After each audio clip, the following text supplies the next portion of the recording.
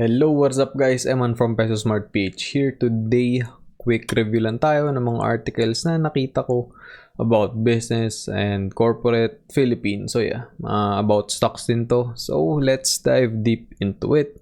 So yung una is galing kay Bilyonaryo. So yan, sabi ni Monzon, no, yung leader ng PSE, White Knight needed to save Abra Mining from PSE delisting. So as you all, well, if niyo pa alam, yung Abra Mining, medyo nag-surge siya, no, sa prices back in December, and then parang medyo naging steady, nag-trade siya sideways, yung prices niya sideways na itong early 2021, and then ayun, nalaman ng PSE na meron pala silang mga shady business na ginagawa, no. So like parang sobra dun sa issued shares yung tinetrade for this particular stock.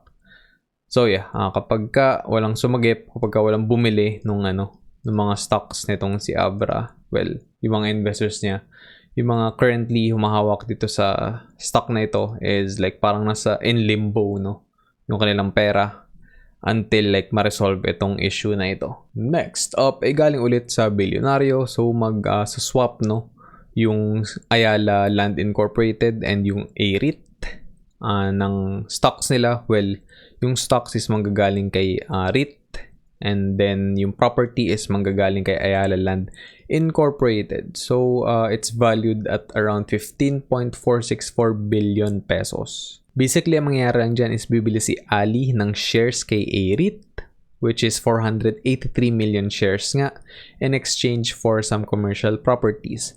So yung current price ni AREIT is 32.50, and then bibili nila yung mga shares na yun, yung 483 million shares at 32 pesos per share. Next up is galing sa BusinessWorld. Yung NGCP is looking for the date na ng kanilang IPO, no? So pumili na sila ng banks kasi noong 2008 actually law nga ito, no, na pagkasundoan na dapat within 10 years is at least within 20%, no, ng kanilang outstanding capital is publicly owned. So yeah, medyo pinapressure na siya ng government to do that. So I think this year matutuloy na rin yun. And I believe this is gonna be a good investment, and this is like electricity, so utility ito. So lahat ng mga parang power lines na nakikita nyo kapag nasa parang expressway kayo or kung nasa kalsada kayo, nakita nyo yung mga power grids, power lines yan. Sila yung nag-ooperate niyan, sila yung nagme-maintain, and sila yung gumagawa ng mga power lines na yan. So I think this is gonna be a good investment kapag ka nag-IPO na sila sa PSE. And personally, I am gonna invest on this one. I'm not sure yet kung ano yung budget ko, but we'll see. Siyempre, nag-iipon din tayo para sa Lucky Me. Well, hindi pala Lucky Me, Monnisin. And then another one galing kay BusinessWorld. So PSE forecast first half IPOs to raise 2.4 billion US dollars. In relation na din sa una natin discuss, yung NGCP, National Grid, Power Corporation of the Philippines, yan yung mga mag-IPO ngayong taon, and yung Monnisin nga, yung Lucky Me. So sila yung big players, no, yung big IPOs for this particular year, and I think both of the companies are gonna be good investments in the long run. And ayun, nakita ko rin dito na gusto nilang i-activate or like payagan yung short selling dito sa Philippines. Well, it's a play, no? Play talaga yan sa mga stock market.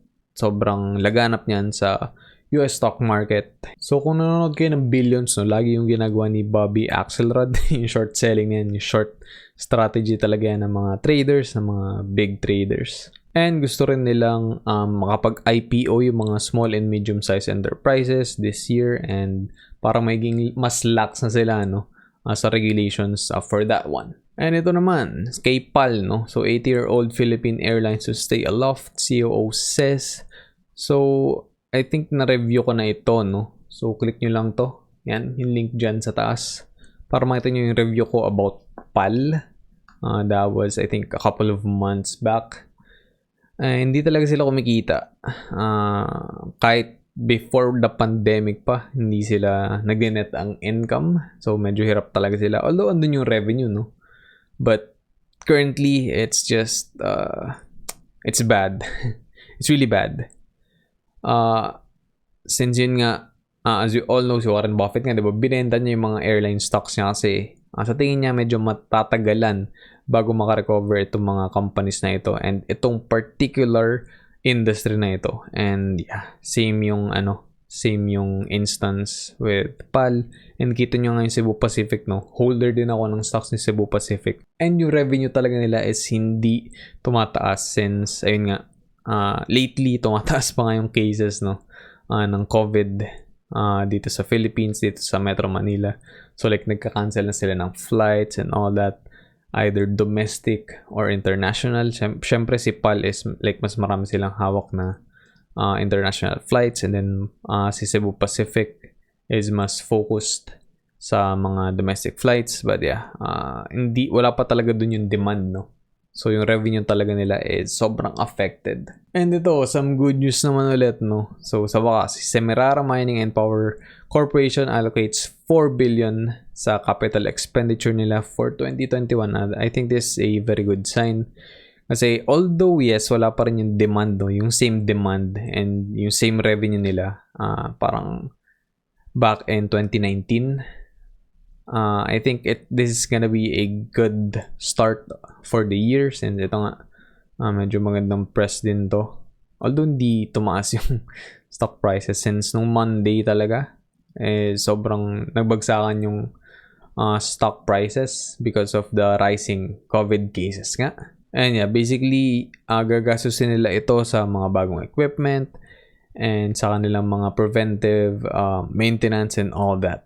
Para sa kanilang mga operations, para dun sa mga mines nila, no? Sa mga coal mines. And yeah, very optimistic din naman yung management, no, na medyo makakabawi na this 2021 since nagro-roll out na rin nga yung vaccine for COVID. And yeah, kapag lahat tayo is na-vaccine na naturoan na, hindi pa rin magiging 100% o like babalik tayo sa normal, no, back in 2019 and early 2020.